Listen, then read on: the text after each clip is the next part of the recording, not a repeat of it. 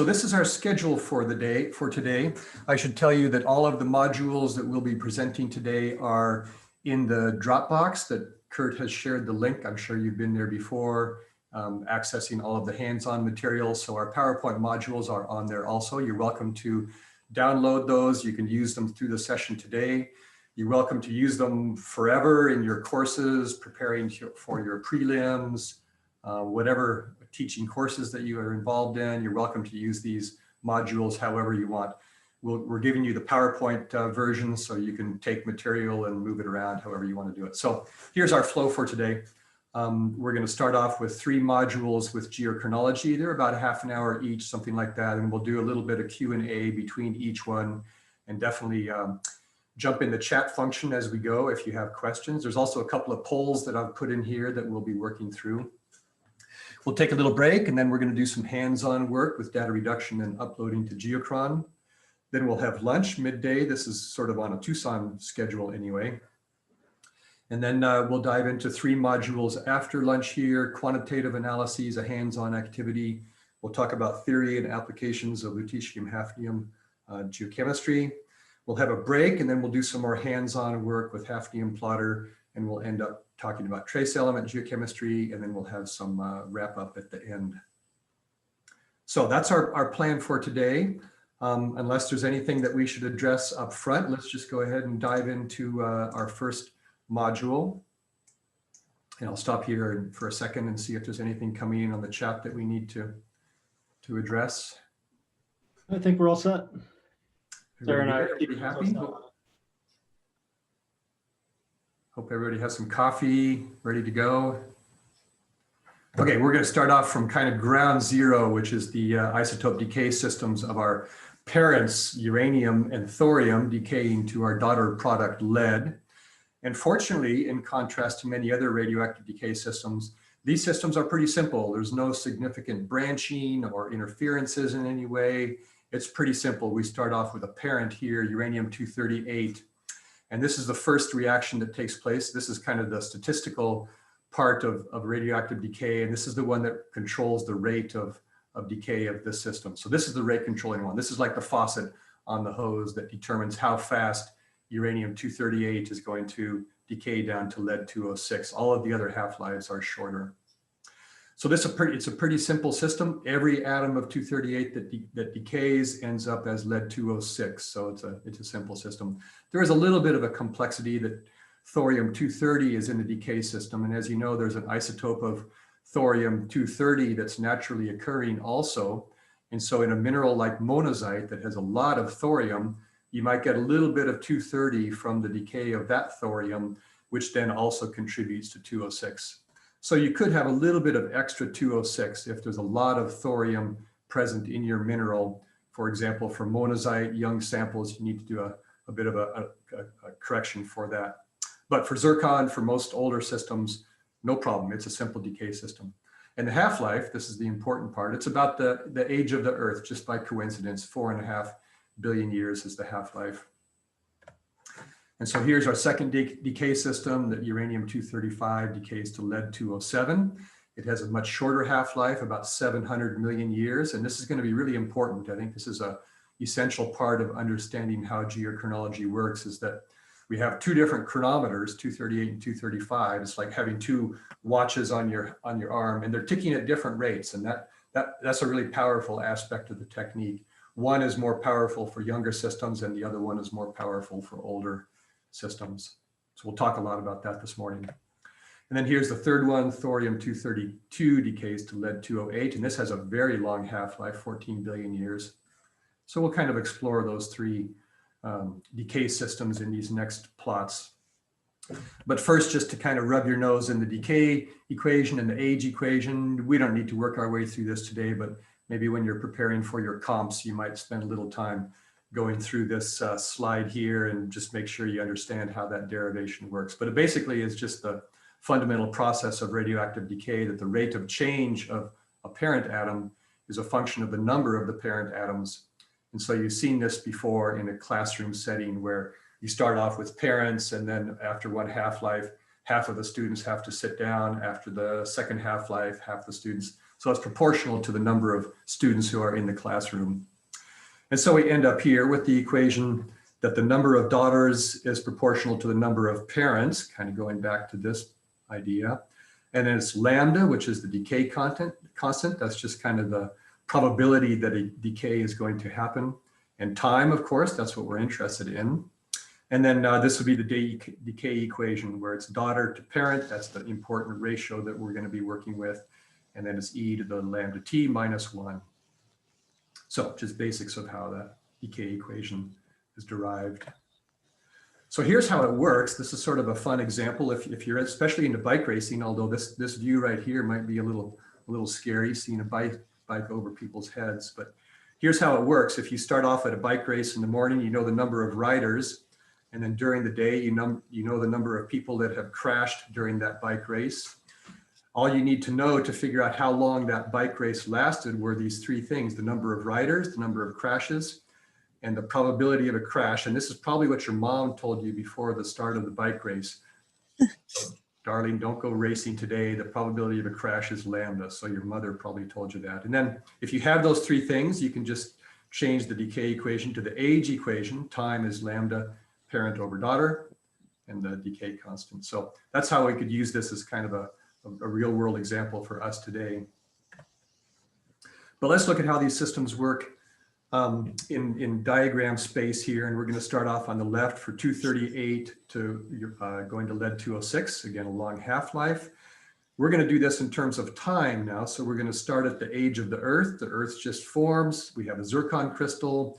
It starts off here with a lot of 238 uranium, 100%, and no lead 206 because there has not yet been any decay. As time goes on, we start off 1 billion years, 2 billion years, and so on to the present day. And because the half-life is about the same as the age of the Earth, you end up in present day with about equal atom, 238, 206, so a ratio of 1 for 206, 238. But the rate of change here it's exponential, but we're only one half-life out. So it almost looks kind of linear, and that's going to be important as we move into the application of this system. So here's the important thing is that 235 to 207 is very different. It starts off with a very short half-life here. It starts off again, of course, with all 235 and all 235 and no 207. And then this 235 decays rapidly, right? By the time you get to 704 million years, you're already at equal atom, parent and daughter. And then it continues on and there's just less and less parent and more daughter, but the rate of growth of that daughter is not so fast here. And the rate of decay of the parent is not so fast here. So this turns out to be really powerful. This is what makes the older part of Concordia, the application of uranium-lead geochronology to Archean systems, so powerful. We can determine very precise ages because there was so much 235 early in Earth history, and it was decaying rapidly to 207. And then our third decay system here, 232 thorium going to lead 208, very long half-life. And you can see this one is just about a linear change through time. So that's how we do it through time, but that's not really of interest to us, right? More interesting for us is how we look at these patterns as a function of age. So here's how now we're changing that decay equation, and now we're looking at this in terms of age. We'll start off left 238 to 206, same half-life. And now here's how it works. If we're at the present day and we're looking back in time, here's how that ratio of 206 to 238 is going to change as a function of age of the zircon crystal or whatever mineral we're interested in. So because the half-life is about the same age as the age of the Earth, if we have a zircon, maybe from Jack Hills, that's 4.5 billion years old, wouldn't that be nice if we could find one of those? It would have equal atom 206 to 238 because that's the same as the half-life, right? Okay, so here's what's very different is that 235, 207, it's not changing very fast right now. So this is not a very powerful tool for young systems, but as you get older, look at how fast this 207, 235 ratio changes. When you're back here in the Hadean, it's changing really fast. And there's a lot of 235, there's a lot of 207. So this is where the 207, 235 chronometer becomes really powerful, very precise. And the curve of this line here is what's going to show up in our concordia diagram to give it the curve that we observe. So we'll come back and talk about this. And then, like we said, the thorium lead decay system is just about linear. Even for a 4.5 billion-year-old zircon, you still don't have very much 208 relative to 232 because the decay constant is so, the half-life is so long. So I hope that's good for everybody. Kind of the basics of how the systems work. Okay, but guess what? It's actually a little bit more complicated or even more powerful than that, in that you can also determine the age of a crystal just by looking at 206 and 207. So that's kind of puzzling. We're talking about uranium-lead geochronology, and I'm telling you, you can determine the age of a crystal just by looking at the 6-7 ratio. You don't even need to measure uranium. And just to show you how this works, let's do some quick math here. Here's the decay equation. 206 is produced by the decay of 238 through the decay constant as a function of time. And you take the same thing for 207, 235. Hello. Yes. Good, are you? Good. Oh, yeah. Okay, so what we're going to do is we're going to take the 206, 238 system and divide by this one, right? So blue over red. Same thing over here, blue over red. And then we're going to start to rearrange this a little bit. We've got 238 and 235. How about if we take that out and just make 238, 235 here, times the decay part for 238, decay part for 235, right? So just rearranging a little bit. And now it turns out that we know this ratio. Any material on Earth, well, almost any material on Earth that you measure today is going to give you the same 238, 235 ratio. This is one of the magic numbers of geochronology. This is one of the ones you need to carry around in your head. 137.82 is the modern ratio of 238 to 235. Well, so guess what? We don't have to measure this because it's fixed in nature. So let's just sub in 137.82. And now we've got measuring 206, measuring 207. We know the half-life for 8 and 5. And what you can do is you can solve this for T. It's transcendental. You need to iterate this a few times, but it's easy to do on a calculator. So here's how this chronometer works, is that we can measure 6-7 ratio. We know the ratio of 238, 235, and you can just crank out the age of that crystal.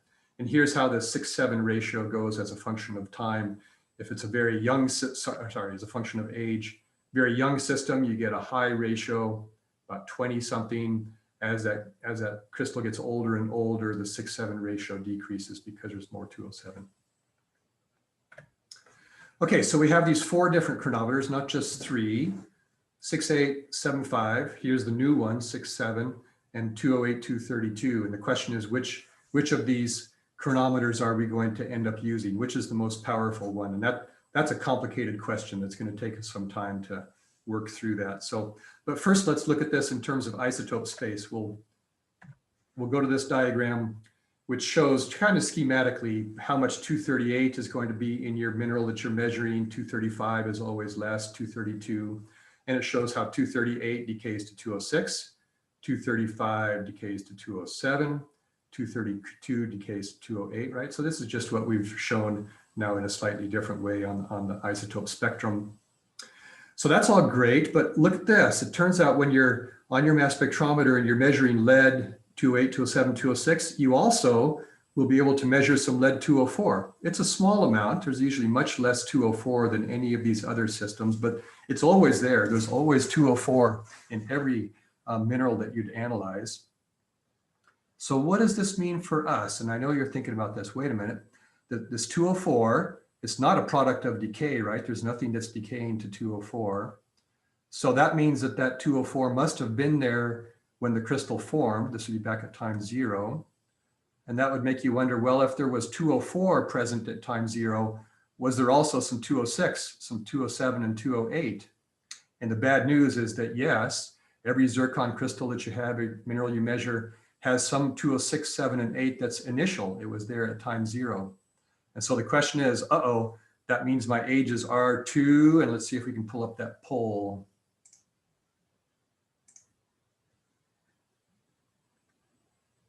We're on the second.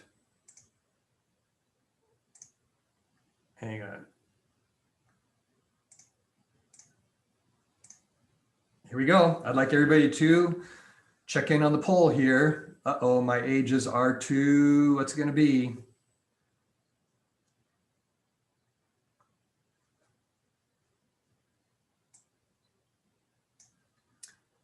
So if you're still thinking about this, here's some 204 in your crystal. That means there must be a little bit of 206, a little bit of 207, a little bit of 208. That's initial. It's not caused by the decay of uranium and thorium. And so the ages that you calculate, if you don't subtract that 204, are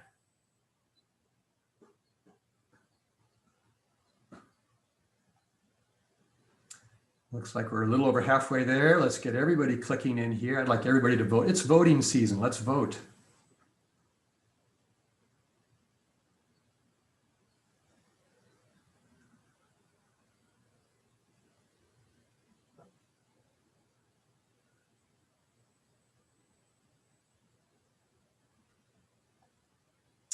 All right, looks like we're kind of stable at 32 out of 44. So not everybody voted. I'll share the results with you. Here's what the polls tell us. Looks like red is about 64%. It's too old. And so a few people think that it's going to be too young. So let's see if we can figure this out. So you're in your crystal today, you have some 208, 207, 206. Your mass spectrometer can't tell the difference between red 206 and black 206, right? There's going to be a little bit of black 206 down here. So if you don't subtract out that black 206 and you instead use that whole red bar, you're going to have a lot of 206 relative to 238. You're going to calculate an age, and that's going to be too old. If you were to subtract out that black 206, the initial 206, then your age would be a little bit younger.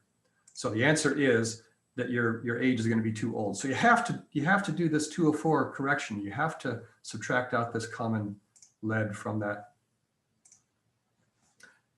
analysis. So here's how it looks. Here's the 204. Here's the 6, 7, 8, and I've kind of exaggerated this. It wouldn't be quite so large. It's not like 10% is going to be 206. It might be a much smaller percentage. But this is what you have to subtract.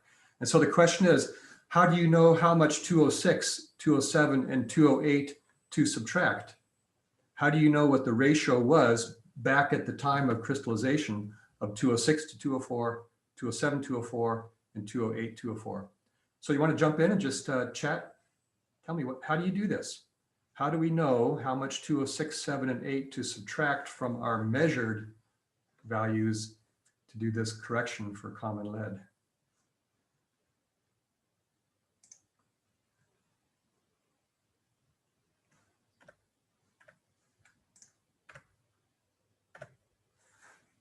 Sarah, maybe can you read the chat?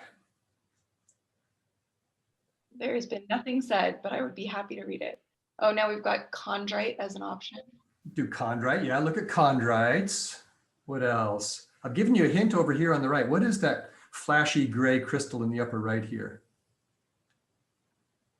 Galena. Galena, what do you know about galena? What's galena? What's the formula? Lead sulfide. It's got a lot of lead in it. And there are ore deposits that you can go to around the world. And imagine if you can find galena crystals in an ore deposit that's like Archean in age. What you could do is you could measure the lead isotope ratio of that galena that's Archean age. And that probably hasn't changed very much, right? There's not a lot of uranium in galena. And so the lead isotope composition of a galena crystal back in an old ore deposit hasn't changed at all. So this would tell you what that 2064 ratio, 74, 84 ratio was back at various times in the past. So this was done back in the 70s. Some really smart USGS geologists did a survey of ore deposit galena from around the world, and they made a lead evolution line. This is the evolution of lead isotope composition through time from the Hadean to the present day. So we call this the Stacy-Kramer's curve for the authors of that paper in 1975. And this is what we do. We just subtract out 6,4. We measure 204. You got to measure the 204, but that's easy, right? Because there's no radiogenic 204. It's all initial. And you subtract out 6,4, 7,4, 8,4, depending on what Stacy-Kramer's values you have. And that's how you do this common lead correction. And this is absolutely essential for high quality geochronology. If you don't do it, here's the bad news. And we're going to do this for two different age systems. We'll look at this first for 206 to 238 ages. And it's a function of the age of the crystal that you're interested in. So if you do young samples, 10 million, 100 million, a billion, 3 billion, you're going to have slightly ages that are slightly too old as a function of age, and also as a function of just how much common lead there is in that system. And so if you're over here on this side, where there's a lot of that black 206, 207, and 208, your ages are going to be off by 1%, 2%, 3%, and they're all going to be too old. If you don't measure that 204, you won't know how much too old they are. They're going to be too old. Your ages are going to be off by a few percent. For 206, 207, it's even worse, especially for really young systems. For 3 billion-year-old zircons or minerals, not so bad. Regardless of how much common lead is in there, it's not going to make much difference for old system. If it's a billion years, we'll look at this. You're going to be 20% too old, 30, 40, 50, 60. If you're looking at a Phanerozoic sample, 500 MA, you're going to be 100% too old. So this is really bad news. If you don't do this common lead correction, every age that you calculate from your sample is going to be too old, and you won't know how much too old it is because you don't know how much 204 is in your sample. So this is kind of like recommendation number one when you're going to do uranium lead geochronology, is to make sure that you're able to measure that 204 concentration correctly. And this is actually one of the most difficult things to do with our mass spectrometers, is measure that lead 204. Okay, so let's go back and look at our 4 different chronometers. That common lead correction, that was kind of like our first bump in the road, our first complexity. Now we've got the 3 main systems that we're going to use for zircon. If we had a session today on monazite, then we would be using this one, but there's not that much thorium in zircon, and so we generally don't use that. The powerful thing about these 3 decay systems is that you can show them all on a single diagram. And I know you've seen this before. This is the concordia diagram. And you're saying, yeah, okay, I see 2 of them. I see 206, 238 over here. And so the way that you would use this axis is, as time goes on, you increase 206 to 238. You go up the axis this way, and the age that you calculate just gets progressively older and older and older. Likewise, for 207, 235, that ratio is going to increase in time, right? As time goes on, you develop more 207, less 235. And so the 7.5 age increases as you go out that way. And the concordia line, this blue line here, this is just the intersection of those 2 different chronometers as a function of time. So if you're right here, 2.8 billion years ago, that's the age that you would calculate from the 6:8 ratio, and that's the age that you would calculate from the 7.5 ratio. Now, the important thing to note on here is look at how the curve expands out here back in the Precambrian, especially in the Hadean. It really gets sensitive to time. It really separates out, and that's because of that really rapid decay of 235.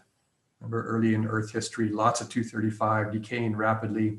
So this is the powerful part of concordia for the 207, 235 system. 206, 238 system is more powerful down here because there's not very much change in 207, 235. Good? So that's 2 of the ages, but wait a minute, where's the third? The third one we're looking for is 206, 207. We'll get to that in just a second. So here's how this works. We're going to start off with a magma crystallizing here at time 0. If we sit around and watch this for a billion years, 206, 238 is going to increase. Here's the ratio you'd measure, the age you calculate. Here's the ratio you measure for 7.5, the age you calculate. Here's where you'd be a billion years later, 2 billion, 3 billion. So the dot just moves out along concordia. We call this a concordant analysis if it sits on top of concordia. Okay, so here's where our third chronometer comes in. 6.8 is easy, 7.5 is easy to read off the diagram. It turns out that the slope of the line from the origin to our analysis is proportional to the 206, 207 age. So we're just going to take rise over run, 6.8 over 7.5, rearrange the terms, 6 over 7. We know 238 over 235, so here's what we did before. This is how you get rid of uranium from that decay equation. And you would end up calculating the same age here, 2.9 billion years old for 6.7, 7.5, and 206, 238. So here's our poll number 2. Which of these ages are you going to use? We don't need all 3, right? If we're trying to determine where that position is in concordia space, you don't need to measure all 3, you only need to measure 2 of them. So which are the obvious 2 that you're going to measure, knowing what you do about this decay system? So let's go to poll number 2, and here we go.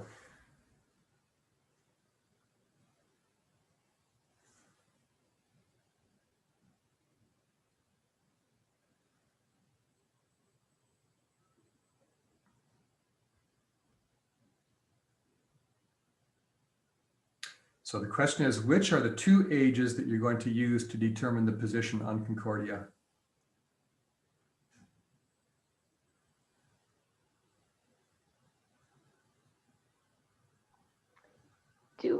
Pardon, excuse me, do we select the one that we're not going to use?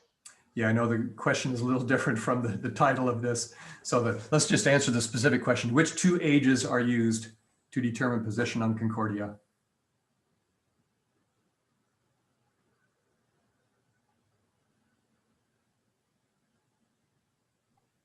It will only let me select one, so. Okay. Well, I'm sorry, I had the poll not quite set up right. This is the question I wanted to ask here. Which one is not used? So let's change this. If you haven't done it yet, which one is the one you're not going to use?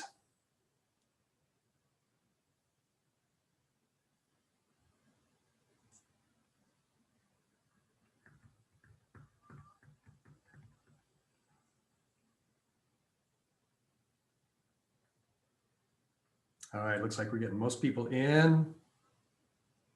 I had this set up correctly yesterday, and this morning I went in and just did a little fiddly, thinking I was going to make it simpler, and I guess I made it more complicated. Sorry about that.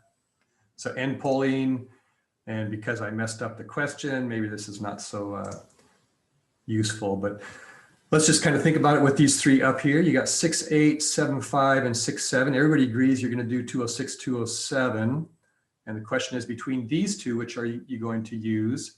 And 238 is probably the one that you want to use.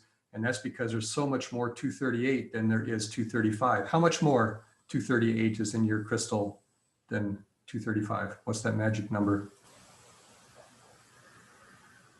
Yeah, 137.82, right? So there's lots more 238, not very much 235. So you probably want to use these here. Okay, sorry about that. I'll try to get the next ones right. So here's how it's going to work.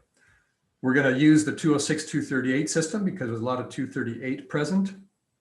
We're going to use the 206, 207 system, and we're not going to use the 207, 235. That's kind of counterintuitive. This is one of our main decay systems. 207, 235 is the other one, but we're actually not going to use 207, 235. We're going to use 6, 7 instead. And that's because there's very little 235. You don't actually need to measure 235 because you know what it is. 238, 235 is 137.82. So you just calculate it. You don't need to measure 207, 235. So you just measure 207, 206, and this is the one you're going to use. If you wanted to calculate it, here's how it would work. 207, 235 is just 6.8 over 6.7 times 137.82. And that's what your 207, 235 ratio would be. Well, you're thinking, well, if those are the 2 ages that we're going to use, why don't we use those as the axes on our concordia diagram? And that was suggested back in the 70s. Terra-Wasserburg came up with this kind of alternative concordia plot. And now here's the 6, 7 age on the vertical and the inverse of 206, 238 on the x-axis. And here's our concordia line. And this works exactly the same as the traditional concordia diagram. It's got exactly the same information. You would just measure 6, 8, calculate 2.9 billion, measure 6, 7, calculate, you define your point on concordia, and off you go. It just turns out that this one is not so simple to use, especially because of this big expansion of age here as a function of 206, 238. And that's because 6, 7 is not changing very much for young systems. So we generally don't use this, but you might see this in maybe 10% of the papers that are published with uranium-lead geochronology. Okay, so let's talk a little bit about the uncertainties of these two different age systems, the two we're going to use, 6-8 and 6-7. And it turns out that in terms of precision, we know exactly how this works. And here's how it is. This ellipse here, this would be the uncertainty envelope for an analysis that's about 2.9 billion years old. And what you can see is that the uncertainty for 206-238 from here to here, right, going over on the left, that's a pretty big uncertainty. It's probably, maybe 100 million years of uncertainty. Whereas our 6-7 line, the line from the origin through this point, that's pretty well constrained. There's a lot of 207 to measure, so we can get this very precise. So for 206, 207 ages are probably the ones to use. They're the most precise for older systems. And down here, 206, 238 is quite precise for young systems, whereas 207, look at this big uncertainty for 207, 235. Or 206, 207. So this is the one you want to use. And it turns out right in the middle of Concordia space of geologic time, this is the time area where neither one is very precise. And so this is actually our toughest part of geologic time to work in with the uranium lead system. And this is kind of a blast of data, but see if you can kind of step back and just focus on the main pattern. What I'm showing here is age on the X, and the uncertainty of that age that you would calculate on the y-axis, and this is in millions of years, not percent. And so what it shows you is that for young systems, look at this, you can calculate very young zircon ages with only 1 or 2 million years of uncertainty. As you get older, the percent uncertainty stays the same, but the amount of time of uncertainty, 30 million years, 40 million years, increases. So this is not very precise for 206, 238. 206, 207 is exactly the opposite. Look at this. For 206, 207 of an Archean zircon, 2.8 billion years old, I can tell you that age with an uncertainty of less than 10. I can tell you some of these with an uncertainty that's like 2 million years, 0.1% uncertainty. So the 6-7 is really precise out here for old systems, but then the uncertainty just explodes, when you go to younger and younger systems. So this is the curve, the diagram that tells you which ages you want to use. You want to use 206, 238 for young systems. You want to use 206, 207 for old systems. And this is the bad news, that neither of these systems are very precise for middle-aged zircons, Proterozoic zircons, 1.0 to 1.6. This is the toughest part of geologic time for us to work in the uranium lead system. Okay, so that's one of the sort of essential things that you need to know is which of these two ages you're going to use with your data set. Unfortunately, there are a few other complications that we have to talk about in the uranium lead system. And let's just kind of jump into these and go through them quickly. We have complexities, 3 different complexities. You have one from lead loss, inheritance, and overgrowths of zircon crystals. And here's how the first one works. This is lead loss. And let's imagine that we're starting off right here at time 0. We grow a zircon crystal, we wait for 2 billion years, and that zircon crystal ends up out here. And now we're going to come along today and we're going to hit that zircon with some hydrothermal fluids. And it turns out that the toughest fluids, the toughest kind of temperature conditions for zircon are about 300, 400 degrees C, like green schist facies. This is really effective at removing some of that lead. Turns out lead is not charge bound in the crystal. It doesn't fit very well in the lattice. And so when you pump fluids through a zircon crystal, it's going to remove some of the lead. Probably not the uranium because it's charge bound and it fits well. So as you remove that lead, you're going to move down this line, right? If you remove 10% of the lead, you'll be here. If you move 50% of the lead, you'll be here. And so this is what we call lead loss. It removes both 206 and 207. It's a pretty simple pattern that smaller grains tend to lose more lead, and that's just because there's more surface area to volume on that crystal. And also high uranium grains tend to lose more lead than low uranium grains, and that's just because of the radiation damage. One of the magical things about Concordia diagram is that now if we stop and we sit here for another billion years, that line remains straight, and so the upper intercept of that line is going to be the igneous age when that zircon formed. And the lower intercept down here, that's going to be the age of hydrothermal activity. So you could analyze this by looking at bigger crystals and smaller crystals, low uranium, high uranium, Or nowadays with CL imaging, you can actually do this on an individual grain. The dark areas of CL tend to be high uranium, so they might be down here. The lighter areas here and here have less uranium, they would tend to be up here. So you could actually generate a line like this and get 2 ages just from a single zircon crystal by placing your analysis spots in different places. But here's a great way for analyses to end up down here below concordia, and we call this a discordant analysis. Here's our second complexity. It turns out that zircon commonly can be inherited into younger magma. So this would be a zircon that crystallized at one time period, and then we form some new zircon around the outside of this. So this would be older zircon and younger zircon. This might happen if you crystallize a magma today by melting of some sedimentary material around it that contains old zircon. So this would be zircon in the country rock. The magmatic zircon is going to grow over those older cores of inherited zircon. And now the magic of concordia is that that line remains straight. And so if you were to put some analysis points here, you might end up with the crystallization age. Put some points in here, you would end up with the inherited age. So this is kind of the power of CL images. For every analysis, you really should look at these images and figure out where you want to put your analysis spot, whether you want to get the inherited age or the crystallization age, or better yet, get both. And you can get a very similar pattern in terms of CL images from metamorphic overgrowths. Zircon also grows during metamorphism. And so you could have a situation where this is the older material, igneous zircon perhaps, and this would be younger metamorphic zircon that grows around the outside of that older material. So this is not inheritance, this would be metamorphic zircon growing around the outside of an older material. And unfortunately, there are ways we can tell metamorphic from igneous zircon. High uranium thorium generally is characteristic of metamorphic zircon. Low uranium thorium might be igneous. So you can tease out this pattern by doing spots in different parts of the crystal and then looking at the ages and uranium thorium values.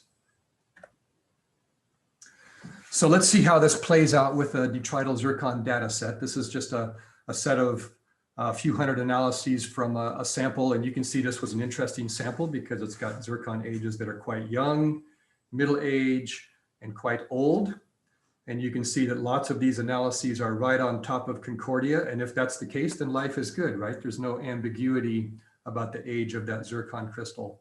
But what about this one? What would you say is the true crystallization age of that zircon? And that's really tough to tell. It's actually impossible to tell.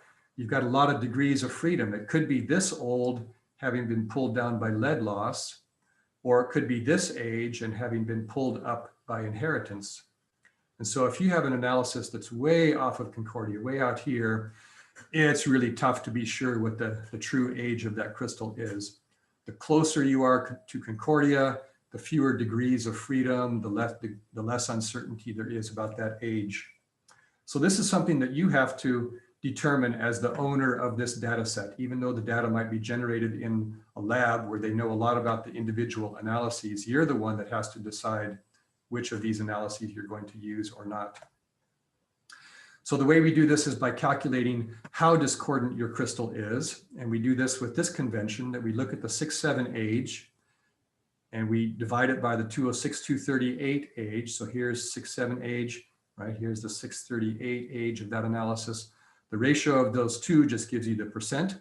This point would be 25% discordant or 75% concordant. So that's pretty far off of concordia. You probably wouldn't want to use one that's 25% discordant.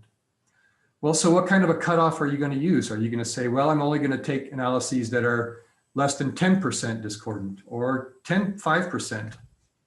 What is the cutoff that you're going to use? And here's sort of some rules of thumb for this. If you use a really tight filter, that you're only going to take analyses that are concordant or up to 10% discordant, so within 10% off of the concordia line. Those are really good for accuracy, but it turns out that your age distribution is going to be biased. And that's because these older Archean zircons are probably going to be more affected by lead loss than younger ones. So you might actually get rid of most of your old analyses if you apply that tight filter. In contrast, if you go to a very loose filter, maybe we're going to accept all of these analyses. Well, for those out here far from concordia, the ages are not very accurate. But the good news is that your age distribution is going to be less biased. So here's the punchline, is that you need to understand enough about concordant versus discordant analyses that you are the person who makes that decision. What is going to be the cutoff for acceptance of discordant analyses? Are you going to hang really tight and get the most accurate ages you can, but realize your distribution is going to be biased? Or are you going to open up the filter and say, hey, let's take everything, and then it's going to be less biased, but the ages are less accurate? So this is why we really encourage you to go to the lab, be involved in generating the data so that you understand the issues of discordance. So just to kind of recap, when you have concordant zircons, the decision about which one you're going to use is pretty simple. It's the blue values here. If you're older than 1.4, you're going to use the 6-7 ages. If you're younger than 1.4, you want to use 206-238 ages. It's a little different when they're discordant. It turns out that 6-7 ages are a little bit more accurate than 6-8 ages. And so we would use a cutoff more like 800 or 900 MA. This also turns out to be a good cutoff because in the world, there are not that many crystals that are about 900 million years old. And so you can separate your data nicely into older and younger ones by using a cutoff of about 800 or 900 million years old. So we'll kind of end up here. These are some of the best practices that you need just to understand kind of the basics of geochronology. You need to understand how all these three age systems are calculated. You need to realize why we use 6-8 and 6-7, but not 7-35, because we don't need to. We know 137.82. You have to subtract out the common lead using 204. And, I guess I would kind of take a hard line on this and say that, if you're not able to measure 204, I just don't think that you can do high quality geochronology. There's 204 present in every crystal that you measure. You need to be able to measure that, or your ages are just going to be too old. You won't know how much too old they are because you haven't measured that 204. You need to know how to use the concordia diagram. That's how you're going to present your data. You need to know the precision of these 6-8 versus 6-7 ages so you can choose which one you're going to report. And then you need to understand that patterns of discordance, those three main processes.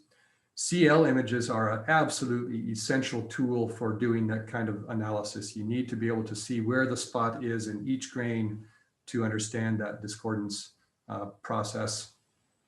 Then you're the one that has to set this filter, 10%, 20%, 30%. Most papers these days are in the 10 to 20% range.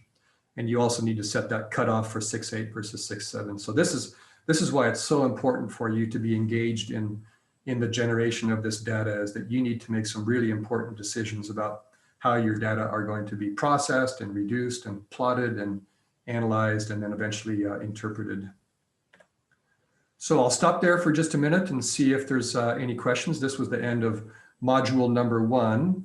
I'm sorry, I haven't been able to see the chat function. Looks like you've had lots of good discussion.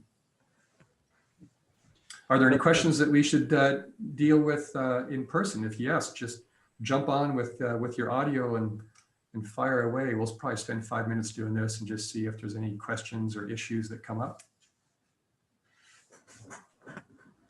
George, there was a question early on about the decay system, and I think essentially how we know the half-lives of the different decay systems.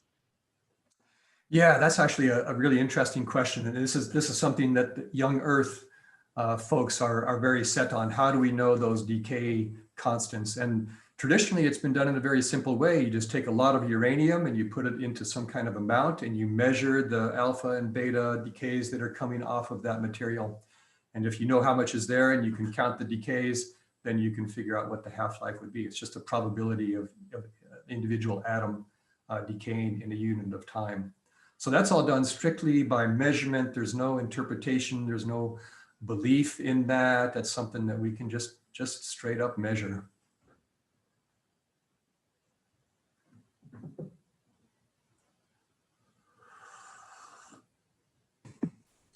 Hi, I do have one question. How can you deal with common lead corrections when you're working on LA ICP-MS and you don't measure 204 lead, although you measure 204 counts? Like you said, there was like the 206, 204 ratios could tell us how bad is common lead affecting your data. So after that, how can you work that out with the laser ICP? Yeah, so that the measurement of 204 is probably the most challenging measurement that we make. That's kind of ironic because we're really interested in 6, 7, 8, 235, 238, and yet we actually have to work really, really hard to measure that 204. As I tried to kind of show with the diagrams, though, it's essential that you do that. So this is one of the most challenging things for a lab, to be able to measure 204. And I would say if you're not able to measure 204 accurately, then I don't think that the data are going to be as good as they could be if you're able to measure 204. So for laboratories, I would say you need to work hard to be able to measure that 204. It's actually even more difficult than just measuring that 204. With a plasma instrument, you're putting a lot of argon and helium into the front end of the machine. There commonly is a fair amount of mercury, especially in helium, and mercury has an isotope that's 204. And so when you're measuring the 204 peak in your sample, it's actually both lead 204 and mercury 204. So not only do you have to measure 204, you also have to measure 202, which is the isotope of mercury that is independent of lead. So this is very challenging. I should also mention that there are other ways to do that common lead correction. You can do it with 206, 207, but that requires the assumption that your analysis is concordant. If it's discordant and your point is off the curve, it could be due to inheritance, it could be due to lead loss, it could also be due to the common lead correction. And so if you ever use the software called Iolite, they have a tool in there that allows you to take your analysis and slide it back onto Concordia with that common lead correction. I don't recommend that as a good practice because it is doing a common lead correction, but that discordance could be due to inheritance or lead loss. So then there's a third way you can do it. You can also use the thorium lead age, 28232 age, compare that to 68 age, and use that to figure out how much common lead is in your crystal. Those two methods, though, require some assumptions, whereas the 204 method does not require any assumptions. So I think this is this might be a bump in the road for people doing uranium lead geochronology. And in my view, you just have to measure 204 accurately to do high quality uranium lead dating. Okay, thank you.